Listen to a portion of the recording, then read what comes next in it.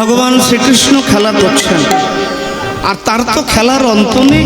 ওই যে আগে বললাম, যত দোষ দেখো সব কৃষ্ণের মধ্যে, আবার যত গুণ দেখো সব কৃষ্ণের মধ্যে, তাই না? কোনো বিশেষত্ব নাই। আচ্ছা, মা যশোমতী ঘরে, আচ্ছা ওই যে পাটের দড়ি দিয়ে বানায়, উপরে ঝুলিয়ে রাখে, এগুলো কি বলে জানো? এদিকে আছে পাটের শিকে। মা যশোমতী জানে আমার ছেলে দুরন্ত, তাই দধির ভাণ্ড, ক্ষীর, ননি সবাই পাটের দড়ি শিকের উপরে ঝুলিয়ে রেখে ওই হাঁড়ির পাশে পাশে একটা করে ঘন্টা বাঁধা। যদি হাঁড়ি পাড়তে যায় ঘন্টা বা বেজে উঠবে, আমি চোর ধরে ফেলবো। আজকে সখাদিন নিয়ে ভগবান ঘরে ঢুকেছেন। হাঁড়ি তো উপরে, কৃষ্ণ সেবার জিনিস উপরে থাকে, নিচেই থাকে না। কি বাবা, সেবা ফলমূল বাতাসা যদি গোবিন্দ খেত, তাহলে জগতের মানুষ তারে দিত। হরিবল, কত পূজারী নৈবেদ্য সাজিয়ে মন্দির খুলে বসে থাকে। আরে যা, আচ্ছা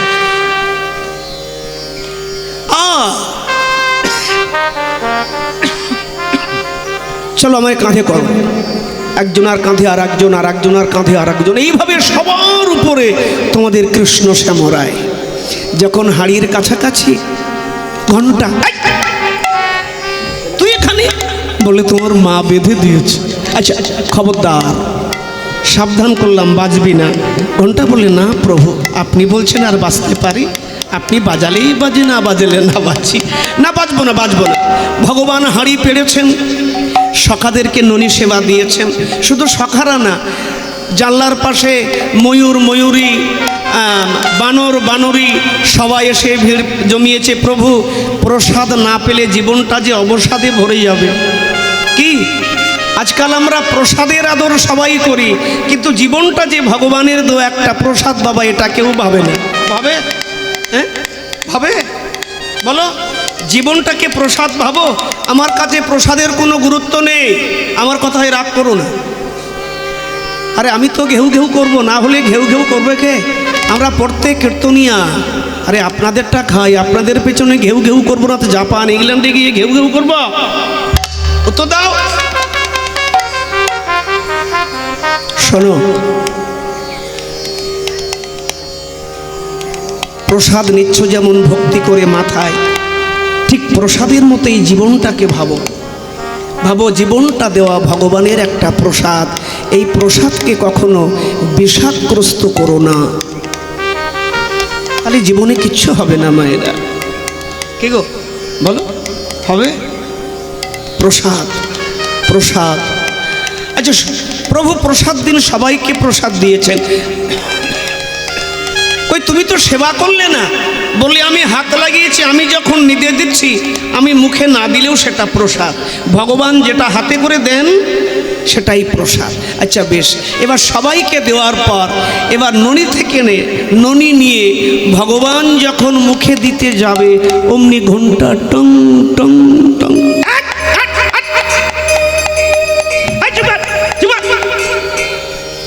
অপদার্থ বুদ্ধি আছে?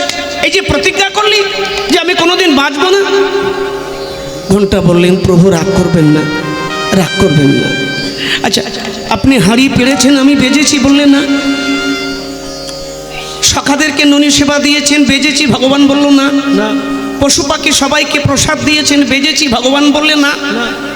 তা কৃষ্ণ বললেন, কখনো বাজলি না, আমার সেবার সময় বাজলি কেন বল? ঘন্টা বললেন, প্রভু অপরাধ ক্ষমা করবেন, ওইটাই তো আমার কাজ। আপনি যখন সেবা করবেন তখনই বাজা আমার কাজ। আচ্ছা তখন যদি না বাজে, আমি শ্মশান ঘাটে বাজবো।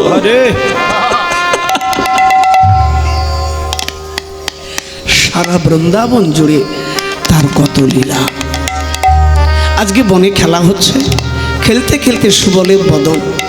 সুবল হচ্ছে শুভানুর ছেলে, ত্রেতা যুগের বিভীষণের পুত্র তরুণ শ্যাম, কাটামুন্ড রাম নাম বলেছিল। তাই কলিতে শুভানুর ছেলে সুবল, মরমের সখা। তা সুবলের বদনটা রাধা বদন। আচ্ছা দেখি, আহা, সুবলের বদন দেখে কৃষ্ণের রাধা বদন মনে হলো। তাই সুবলকে ডেকে বলেন, এ সুবল, খেলিতে বিনোদ খেলা সুবল সঙ্গে করি, নিরজনে আসিয়া। নির্জনে, ও নিরজনে বোঝো? মায়েদের নির্জন জায়গাটা কোথায় বলো? মায়েদের নির্জন জায়গাটা কোথায়? রান্নাঘর। সেখানে শাশুড়িও যাবে না, ননদেও যাবে না। যদি মশলা বাটতে হয় বৌমা করছে, করুক। আচ্ছা, গোবিন্দের নির্জন জায়গায় এসেছেন। সুবলকে বললেন, সুবল, আরে ভাইয়া, নিরজনে আসিয়া কহেন শ্রীহরি। তবে শোনো সুবল, কৌতুক করিতে মনে মনে হলো বড় সাধা। আরে কৌতুক করিতে মনে হলো বড় সাধা। আজি কৌতুক করিতে মনে আমার হলো বড় সাধা। কৌতুক করিতে মনে আমার হলো বড় সাধা। আজি কৌতুক করিতে মনে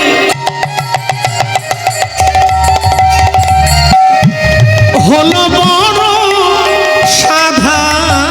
আরে কৌতুক করিতে মনে হলো বড় সাধা। তোমারে বানাবো আমি বিনোদিনী রাধা। এবার তোমার বানাবো আমি বিনোদিনী রাধা। আজ তোমারে বানাবো আমি বিনোদিনী রাধা। তাহলে তোমার বানাবো আমি বিনোদিনী রাধা।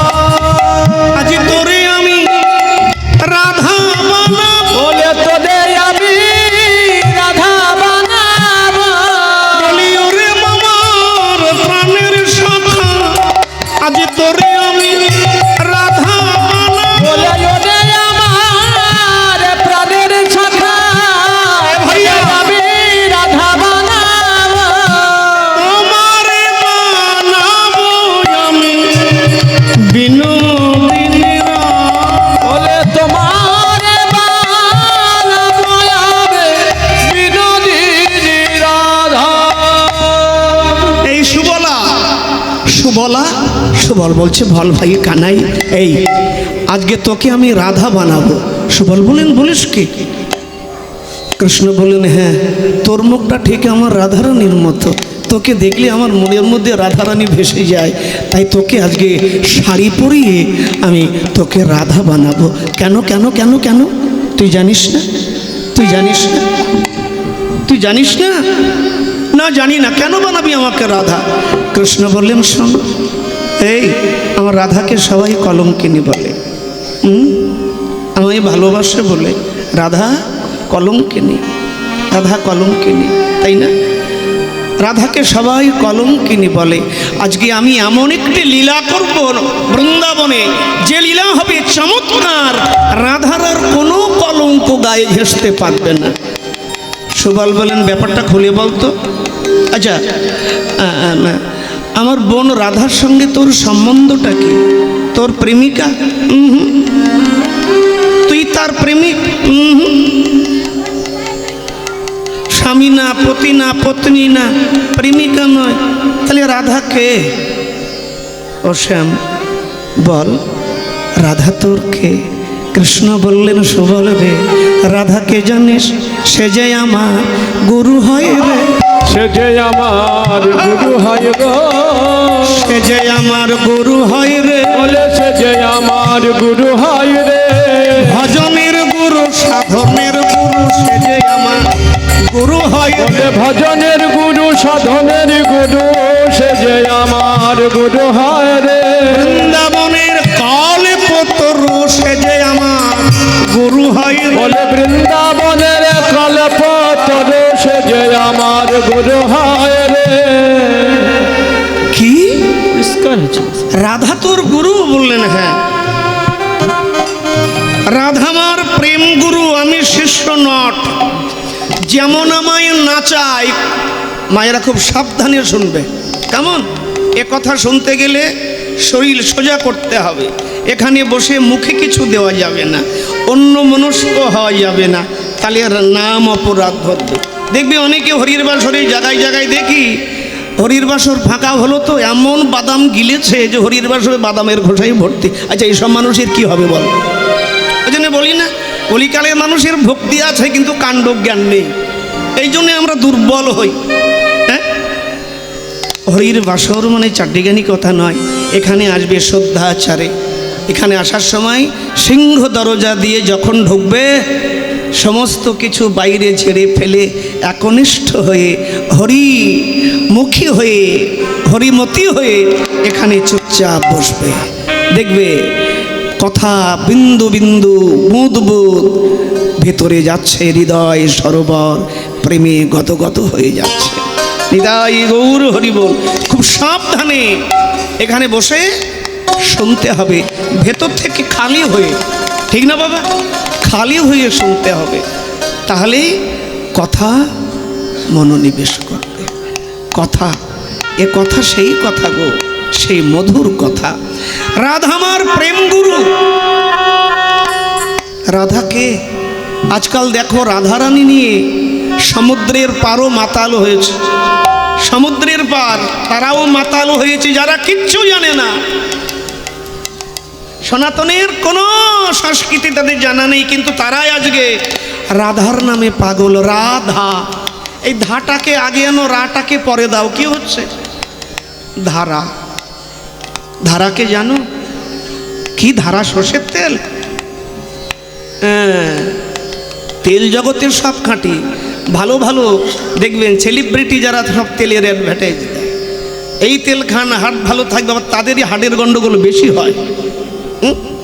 আমার মনে হয় খাঁটি তেল এখন ওই পেট্রোল আর ডিজেল ছাড়া সব ভেজা।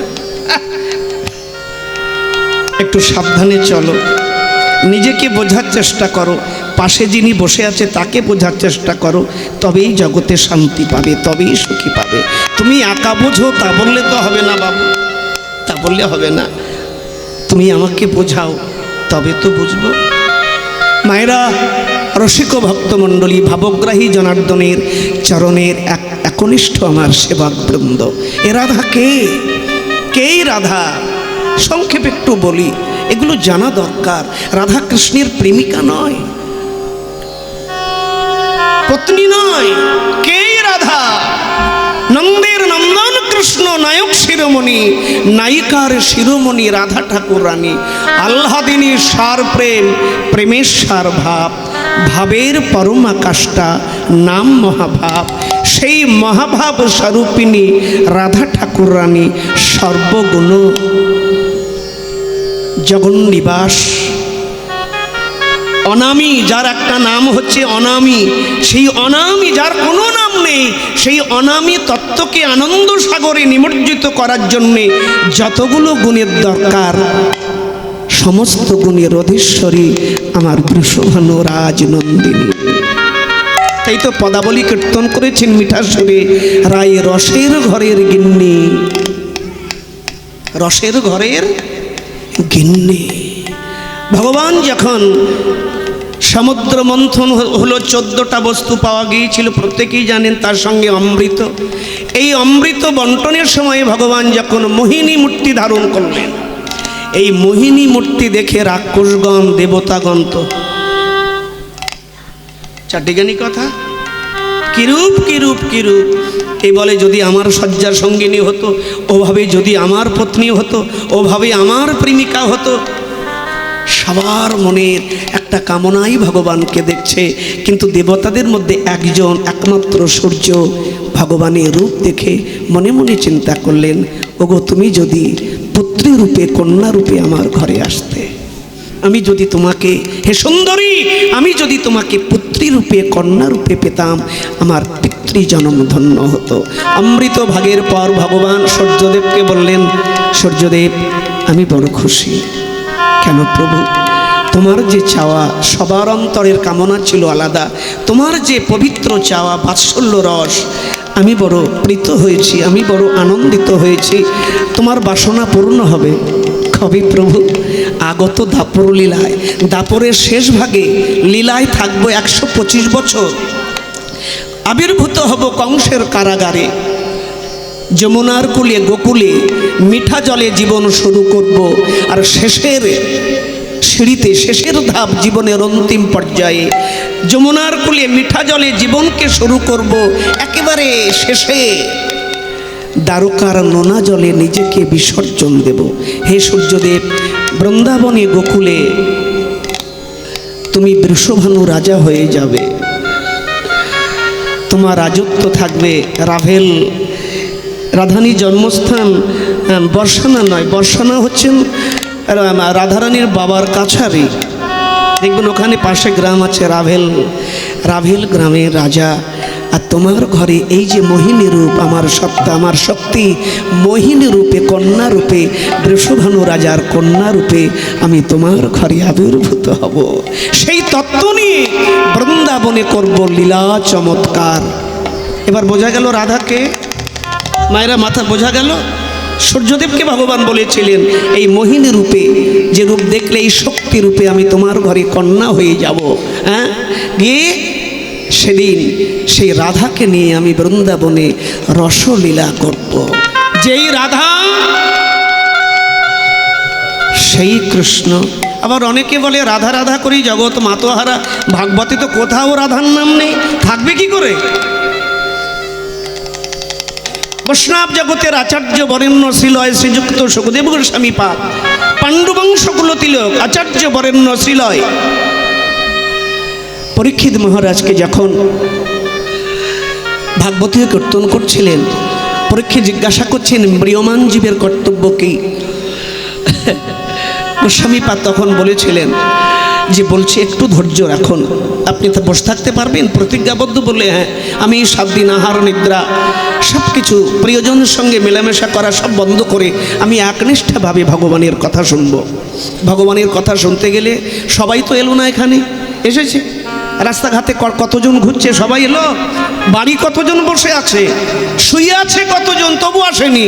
কেন আসেনি? এটাও স্বীকৃতি। মনে রাখবেন, সাবধানে শুনবেন, জগতে 2 রকম মানুষ ভক্ত তৈরি হয়। একজন তৈরি হয় জন্ম জন্মান্তরের সাধন স্বীকৃতির দ্বারা। বাবা, আপনারা ভালো জানবেন, সাধনা করতে করতে, সাধনা করতে করতে সে সাধু সঙ্গের প্রভাবে, সাধুর পরশে ফু দিয়ে দেয়, ভক্তি আগুন দাউ দাউ করে জ্বলে ওঠে। জন্ম জন্মান্তরের স্বীকৃতির ফলে কেউ ভক্ত তৈরি হয়। আবার সংসারে আধ্যাত্মিক, আদি দৈবিক, আদি ভৌতিক কৃতাব জ্বালায় ভক্তে ভক্তে সংসারে ধাক্কা খেতে খেতে সংসার থেকে ছুটে বেরিয়ে এসে গোবিন্দকে বলে আর কেউ নেই, একমাত্র তুমি আশ্রয়। এই 2 রকম ভক্ত তৈরি হয় সংসারে। ভক্তমণ্ডলী, ভক্তিমতী মায়েরা, তাকে জানতে গেলে তোমার আমার ভেতরে একটু ক্ষুধা থাকা দরকার। ক্ষুধা, পিপাসা, একটু পিপাসা, ক্ষুধা না থাকলে পিপাসা আমি দিতে পারবো না, গুরু মহারাজ দিতে পারবে না, তীর্থের গঙ্গা জল দিতে পারবে না, নবদ্বীপ মণ্ডল দিতে পারবে না, শাস্ত্র তোমাকে পিপাসা দিতে পারবে না। সোনার পিপাসা, এই যে আসতে পারেনি তারা স্বীকৃতি নেই, স্বীকৃতি নেই বলে আসতে পারেনি। আপনাদের আমাদের স্বীকৃতি হয়েছে, তাই কৃষ্ণের যে কর্ষণ ক্ষমতা, সর্বচিত্ত আকর্ষক, সাক্ষাৎ মনমথ মদন কৃষ্ণ কর্ষণ করে চুম্বকের মতো আমাকে আপনাদের প্রত্যেকে টেনে এনেছেন এই হরির প্রাঙ্গণে। একটু পিপাসা, এই সেই রাধা যিনি কৃষ্ণের আনন্দ দায়িনী। আমি তো বারবার বলি, রাঢ়দের বীরভূম জেলা অজয়ের তীরবর্তী নদী, অজয় নদীর তীরে ডাক নামে কেন্দলি গ্রাম, কেন্দ্রবিল্ল। চৈতন্যদেব আসার কয়েক শতাব্দী পূর্বে ওই রাঙামাটিতে এসেছিলেন বৈষ্ণব জগতের আচার্য জয়দেব। জয়দেবের পাশে ছিলেন এক অভিনব পত্নী, যিনি পদ্মাবতী। শোনো, পত্নী যদি পত্নীর মতো না হয়, সে কৃষ্ণ লীলা গুণগান করতে পারে না। পত্নী যদি পেতনি হয়ে দাঁড়ায়, কিছু বলবে কেউ? হ্যালো, বলবে না? তাহলে আমি বলছি, শোনো। আচ্ছা, আমরা আবার বলি স্ত্রী, ওটা কি আমার স্ত্রী, আমার বউ। আর আমি বলবো এই বউ আর স্ত্রী এ হচ্ছে বেটা ছেলের শরীর আর সংসার নষ্ট করার মিস্ত্রি। আমার কথায় রাগ করো না, কথাটা বাড়ি নিয়ে যাও। বাবাজির কথা, এ কথার ওজন আছে। সেই পত্নী হও, সেই স্ত্রী হও। এটা যদি বাংলার নারীর শাড়ি হয়, মায়েরা খেয়াল করো আমার দিকে, এটা যদি শাড়ি হয় তাহলে এটা কি? এটা এটা এটা এটা এটা কি? আঁচল। এটাকে সামলে রাখো। এই আঁচলের মূল্য কত জানো? একজন নারী নিজে যখন কাঁদে, দুঃখে কাতরে যন্ত্রণায়, এই আঁচল তার চোখের জল মোছায়। একজন নারীর স্বামী পাশে দিন দরিদ্র কোনো বিপদে পড়ে কাঁদলে এই আঁচল, সেই নারীর আঁচল তার প্রিয়জনের নয়নের জল মোছায়। এই আঁচল সন্তান যদি কাঁদে, মা গিয়ে এই আঁচল দিয়ে তার নয়নের জল মোছায়। কাঁদিস না বেটা। এই আঁচল প্রচণ্ড ঠান্ডায় শিশুকে এই আঁচল দিয়ে মা আদর করে বুকে জড়িয়ে তাপ দিতে থাকে। আবার এই আঁচল সন্তানের রৌদ্র রাখলে, কোনো বিপদ আসলে এই আঁচল মা তার সন্তানের মাথার উপরে ছাতার মতো মেলে ধরে।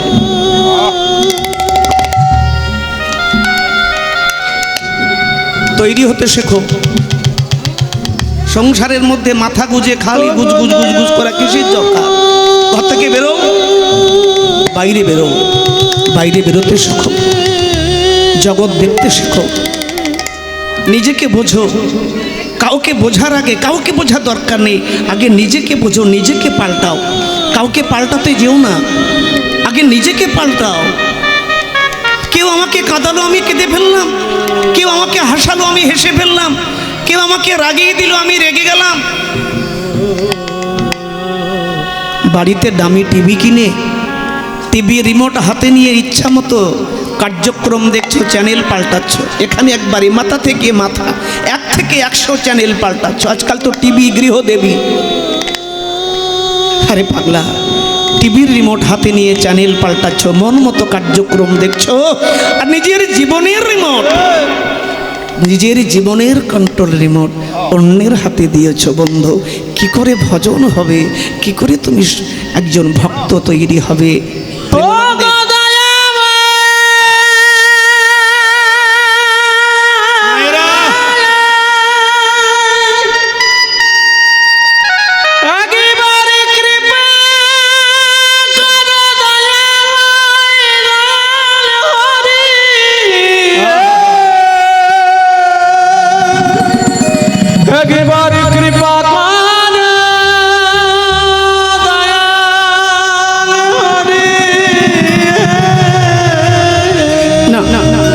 এটা মানায় না। নিজের রিমোট কন্ট্রোল, নিজের রিমোট নিজের হাতে রাখো। তুমি ইচ্ছা করলে হাসবে, ইচ্ছা করলে কাঁদবে। অপরের হাতে রিমোট কন্ট্রোল দিয়ে জীবন চলে না। তাহলে তুমি প্রেমানন্দের কথা মেনে নাও, জীবনে কোনো দিন তুমি নিজের জীবনে প্রগতি আনতে পারবে না, উন্নতি আনতে পারবে না। আগে নিজের দিকে তাকাও। আয়নায় কি দেখছো? আয়নায় নোংরা পড়েনি রে বন্ধু। আরে মাই ডিয়ার, আয়নায় আস্তরণ পড়েনি নোংরা। নোংরা পড়েছে তোমার চরিত্রে, তোমার ব্যবহারে, তোমার আচরণে। সেগুলোকে ধুয়ে ফেলো, গঙ্গায় নয়, সৎসঙ্গের দ্বারা।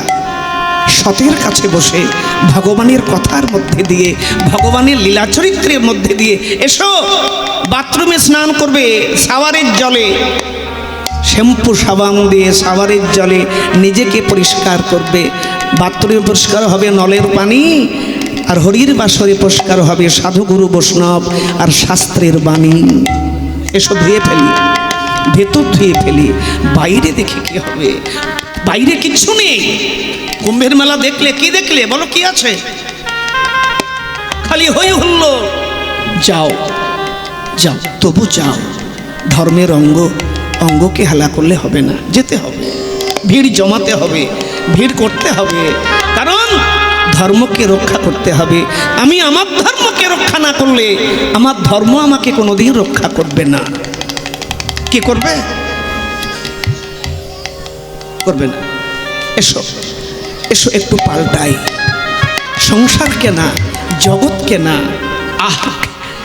নিজের চরিত্রকে পাল্টাই। দেখবে রাম রাজত্ব তৈরি হয়ে গেছে। রাম রাজত্ব,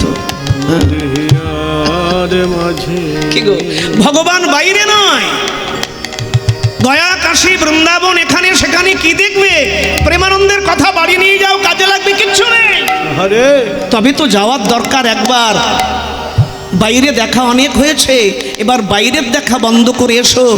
নিজের বাড়িতে দেবালয়ে বসে একটা ধূপকাঠি জ্বালিয়ে চুপচাপ চোখ বন্ধ করে একবার ভেতরটা দেখি। ভেতরটা দেখি আছেন তিনি তোমার আমার ভেতরে। হ্যাঁ, ঠাকুর গালে হাত দিয়ে বসে আছেন। ব্রহ্মা বলছেন প্রভু কি হচ্ছে?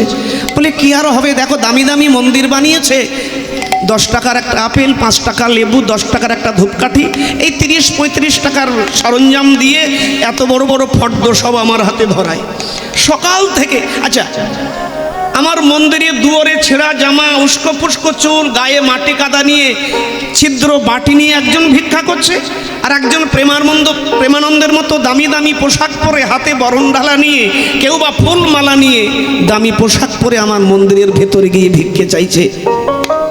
দুইজন তো ভিখারি।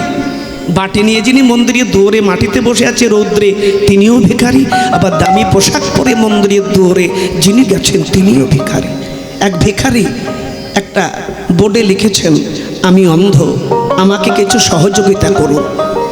কেউ 1 টাকা, কেউ 2 টাকা এইভাবে দেয়। যাক, বাটিতে কিছু ওঠে, তার জীবন চলে যায়। একদিন এক ভদ্রলোক সকালবেলা এলো। বাবা বলো।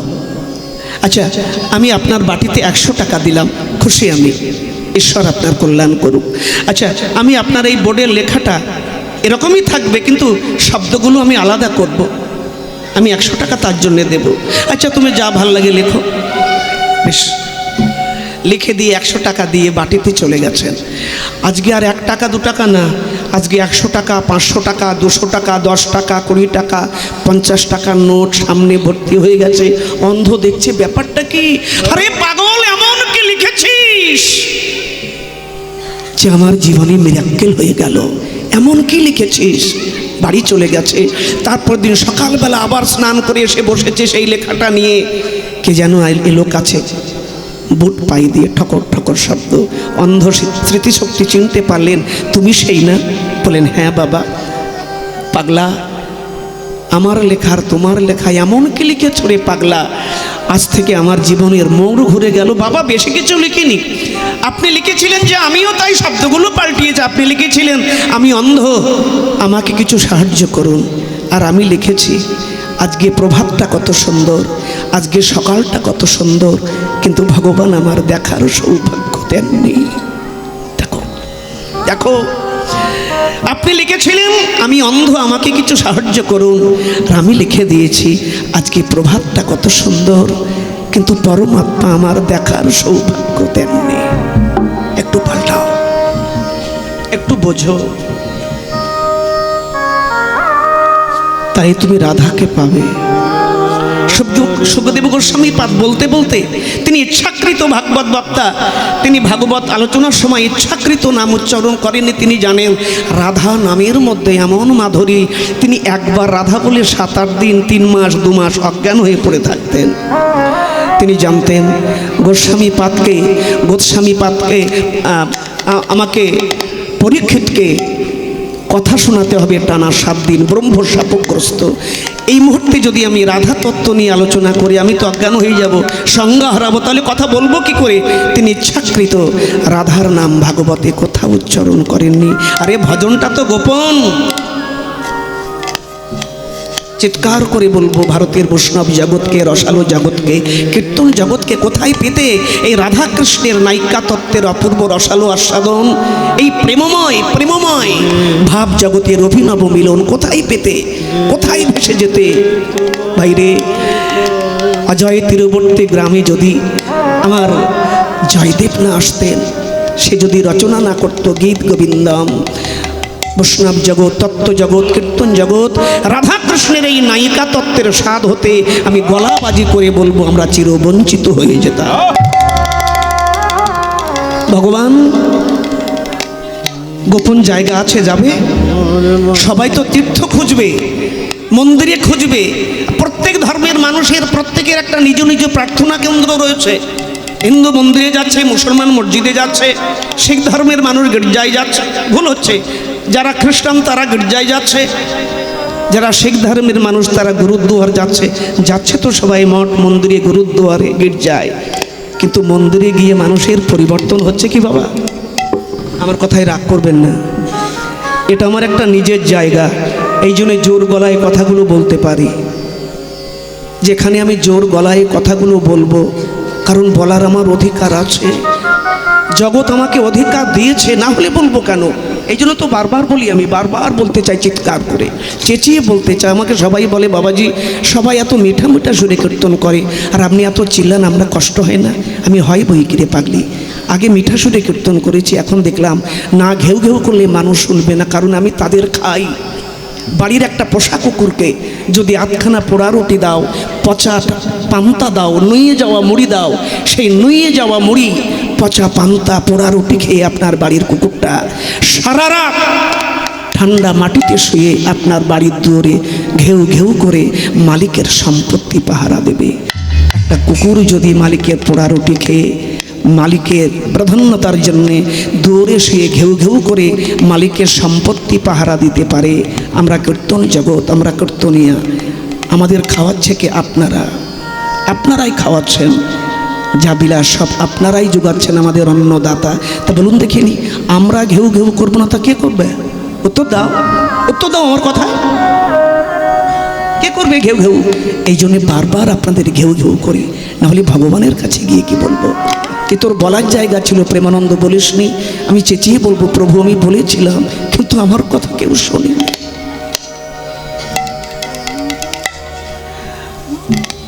না।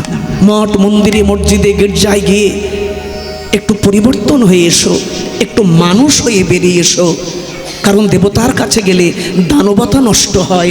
কেন সেই দানবতাকে নষ্ট হচ্ছে না? তাহলে তোমার প্রার্থনা ভগবান শুনছে না, আর তোমার প্রার্থনা তুমি ঠিকভাবে করতে পারছো না।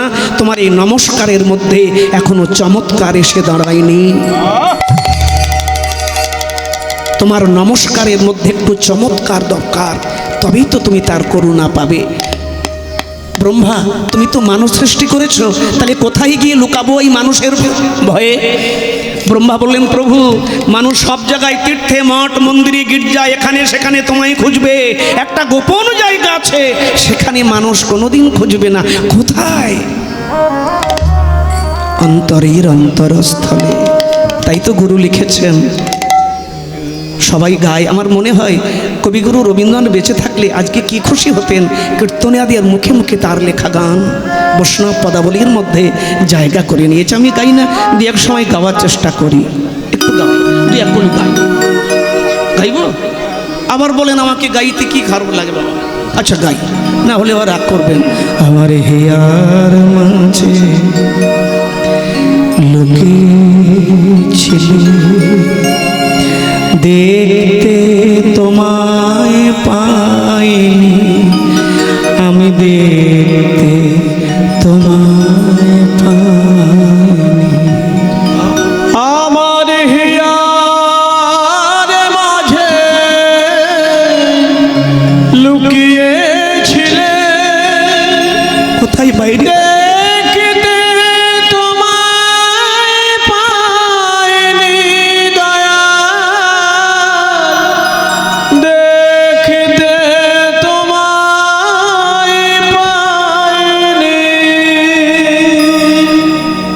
আমি বাহিরে পানে, আমি বাহিরে পানে চোখ মেলেছি, বাহিরে পানে, আমি বাহিরে পানে চোখ মেলেছি,